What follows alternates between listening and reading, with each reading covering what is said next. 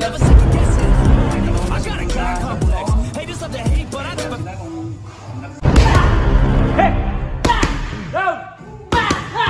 Hello guys, welcome back to our channel Winsworld TV. So dahil sa ingay na ginagawa ni former 3 World Division Champion Cuadro Alas Angas ng Pinas John Riel Casimero, Naoya Inoue ay kusa na itong lalabas ng kanyang lungga, dahil sa galit ni current 4 World Division Champion Naoya Inoue, kay John Riel Casimero, ay inihayag na nito ang kanyang ninanais na makalaban ang angas ng Pinas John Riel Casimero, sa lalong madaling panahon, at ang tanging huling desisyon na lamang ay sa promoter ni Naoya Inoue na si Bob Arum ng Top Rank Promotion.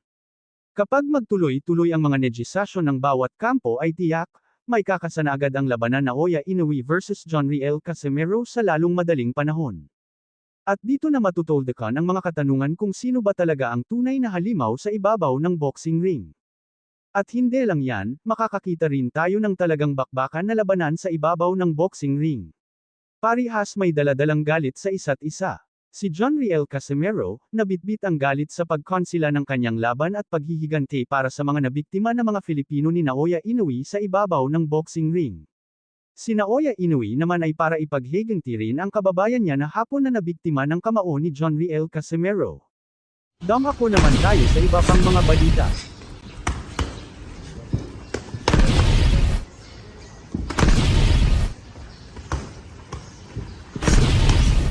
So ang sparring na ito ay tinuturing ni Cuadro Alas Angas ng Pinas John Riel Casimero na hindi isang practice lang, itinuturing niya itong isang tunay na laban sa ibabaw ng boxing ring, ganyan kaseryoso ngayon sa kanyang sparring session ang former 3 World Division Champion Cuadro Alas John Riel Casimero, makakalaban ni John Riel Casimero dito ang isa sa sparring partner ng nag-iisang 4 World Division and Undisputed Champion na si Naoya the Monster Inoue. Ini-imagine ni John Riel Casimero ang sparring partner niya na si Naoya Inoue, kaya kitang-kita dyan ang kanyang gigil sa pagsuntok.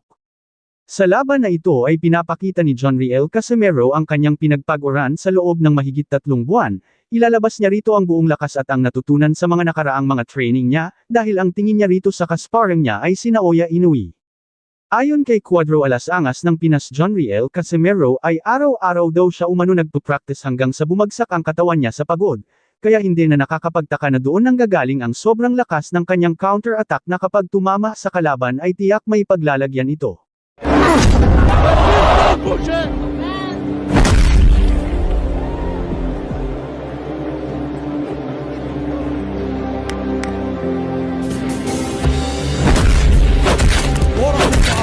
Walang pakialam si Cuadro Alas kung gaano kalaki at kalakas ang kanyang makakalaban dito. Ating tunghayan ang sparring session ng nag-iisang former 3 World Division Champion John Riel Casimero.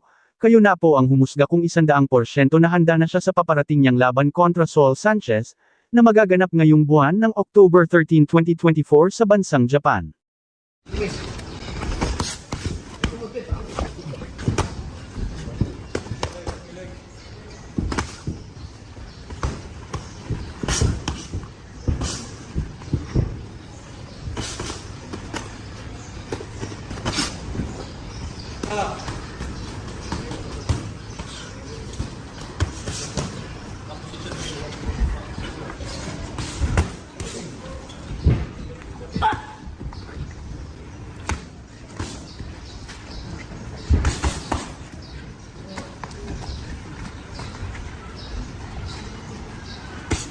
Ang labanan Saul Sanchez at John Riel Casimero ay isang napakahalagang laban para kay John Riel Casimero, dahil sa laban na ito, ay dito titingnan ng kanyang promoter na si Masayuki Ito, kung dapat niya pang ipagpatuloy ang pagbibigay ng laban or kanya na itong bitawan.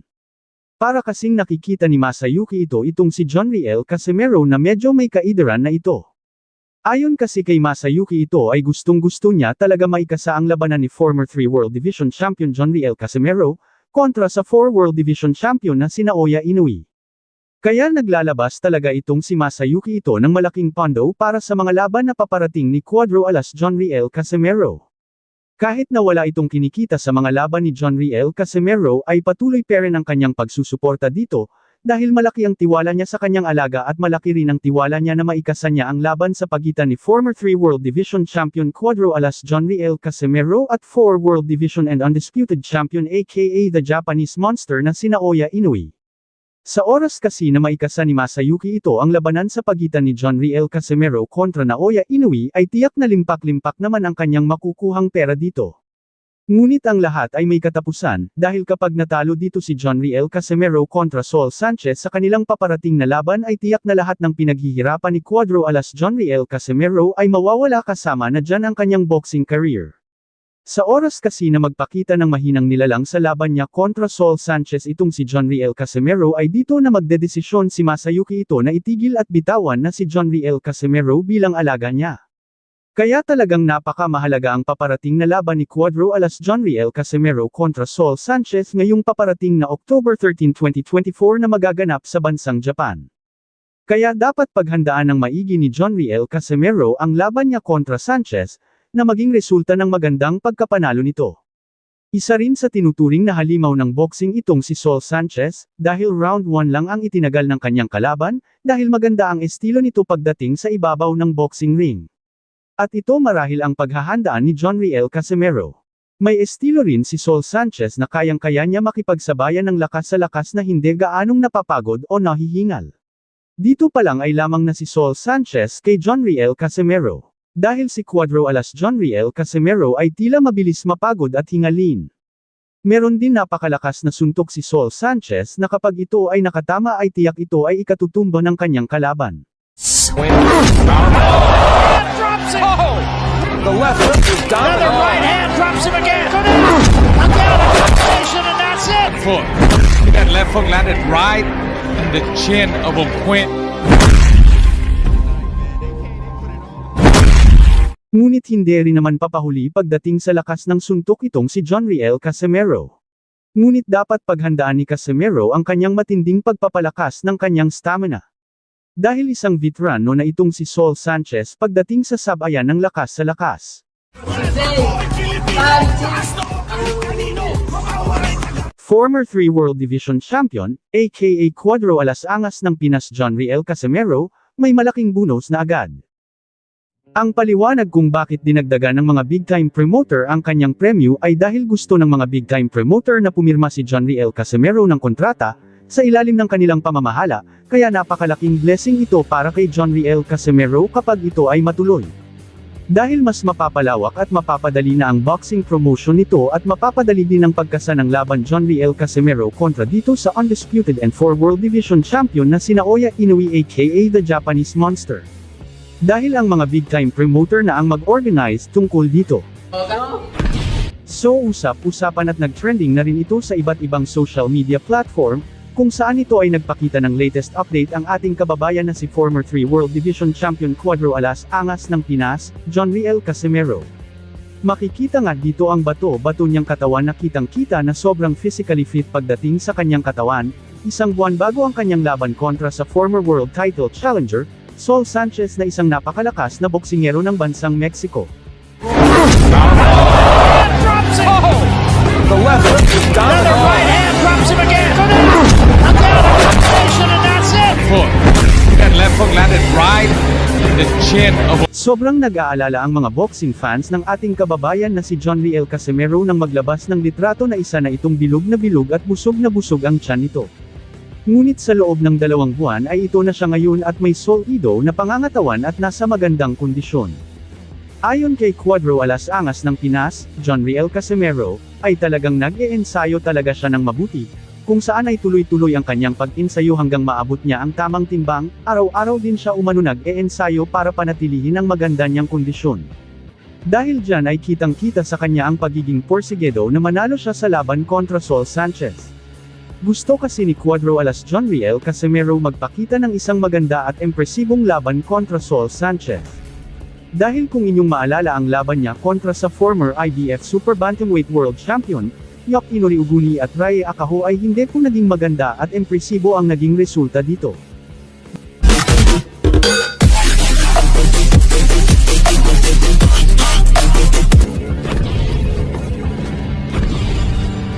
Dagdag ni Cuadro alas John Riel Casimero ay malapit na niyang maabot ang tamang timbang na 122 pounds para sa Super Bantamweight Division, sa kasalukuyan ay nasa 128 to 130 pounds na ang timbang nito. E mi-maintain na lang daw niya ang kanyang timbang habang dahan-dahan niya itong binabawasan. Hanggang sa umabot na ito sa tamang timbang. Mangyayari na ang laban John Riel Casimero kontra Saul Sanchez ngayong darating na October 13, 2024 na magaganap sa bansang Japan. I'm about to go off like a weapon. Fuel to the top, got a filled up engine. In my thoughts, obsession. I will not stop, no, I'm never second guessing. I got a God complex. Haters love to hate, but I never feel pressed. Ayon kay Naoya Inoue, siya ay lumalaban para ipaghiganti ang kanyang mga natatalo niyang kababayan. Bakit hindi niya rin ipaghiganti ang mga kababayan niyang Hapon na pinatumba at tinalo ni Cuadro alas John Riel Casimero? Taon 2019 na unang nilampaso ni John Riel Casimero, itong kababayan ni Naoya Inoue na si Yamashita, noong nagkaharap sila sa Bantamweight Division, na ginanap sa City Sky Dome sa Quezon City, Philippines. Malupit ang sinapit ni Yamashita sa mga kamay ni Cuadro alas John Riel Casimero. Kung paghihiganti ang nais ni Naoya Inoue, bakit sa interview niya ay hindi pero niya kayang kalabanan itong si John Riel Casimero? Gusto rin ng buong boxing fans ng bansang Japan na labanan ni Naoya Inoue itong si John Riel Casimero, ngunit tila nagbingi-bingihan lang ito at ayaw labanan si John Riel Casimero aka Cuadro alas ng Pinas. Buwan ng December taon 2022. Dumating na naman ang isang kababayan ni Naoya Inoue na pinataob ni Cuadro alas John Riel Casimero na si Ray Akaho. Nagkunwari itong masama ang tama niya sa batok, pero sa likod ng drama na ito ay hindi na talaga kinaya pa magpatuloy ni Akaho sa laban na iyon, dahil basag na pala ang panga nito. Kaya gumawa na lang ng drama, para hindi halata ang kanyang pagsuko sa laban niya kontra John Riel Casimero. Dito balikan ulit natin ang sinabi ni Naoya Inoue na paghihiganti. Dito na ulit papasok ang pagkakataon ni Naoya Inoue na labanan si Cuadro alas John Riel Casimero, oras na naman ang interview kay Naoya Inoue, at hiling na naman ng mga boxing community sa bansang Japan, na labanan na niya si Cuadro alas John Riel Casimero, ngunit tila wala parent planong si Naoya Inoue na labanan si John Riel Casimero na tila lalo pa itong natakot. Lumipas ang 10 buwan matapos ang labanan John Riel Casimero kontra Ray Akaho ay muling lumaban muli ang ating kababayan na si John Riel Casimero, sa kababayan muli ni Naoya Inoue, at mismong ka-sparring partner ni Naoya Inoue itong si Yakinori Uguni. Ngunit tila planado ang laban na ito dahil halos pati ang referee ay kasabwat ng Team Uguni dahil lahat ng pabor ay panig kay Yakinori Uguni. Ngunit hindi papatinag si John Riel Casimero at muli niya itong pinasuko sa pamamagitan ng pagdadrama na ni Yakinori Uguni. Ngunit sa likod ng drama niya ay hindi na niya talaga kinaya ang lakas ni John Riel Casimero dahilan ng pagtigil na ng laban na naging resulta sa isang draw.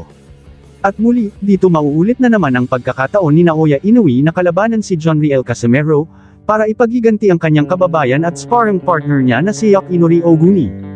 Ngunit noong in-interview siya muli ng Japan media tungkol sa labanan Naoya Inoue kontra John Riel Casimero, ay tila grabe na ang takot nito, hindi pero niya ito lalabanan, dahil sa mga nakita na lakas ng ating kababayan na si Cuadro alas John Riel Casimero sa ibabaw ng boxing ring. Ang tanong ng karamihan ay kung bakit takot na takot at pilit iniiwasan ni Naoya Inoue si John Riel Casimero. Siguro kasi ay alam niya na hindi niya ito kayang patumbahin. Kung kayo ang tatanungin guys, ano kaya ang posibleng pinakadahilan kung bakit hanggang ngayon ay hindi pero natutuloy ang pinakagusto ng lahat na maglaban sa ibabaw ng boxing ring si Naoya Inoue at John Riel Casimero? Just comment down below. Thank you for watching. Salamat sa inyong panunood.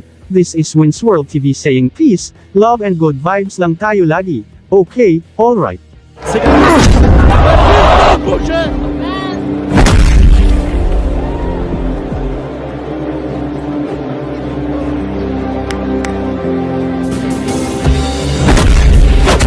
Orası aparkatta başlayan ve yumruk kombinasyonu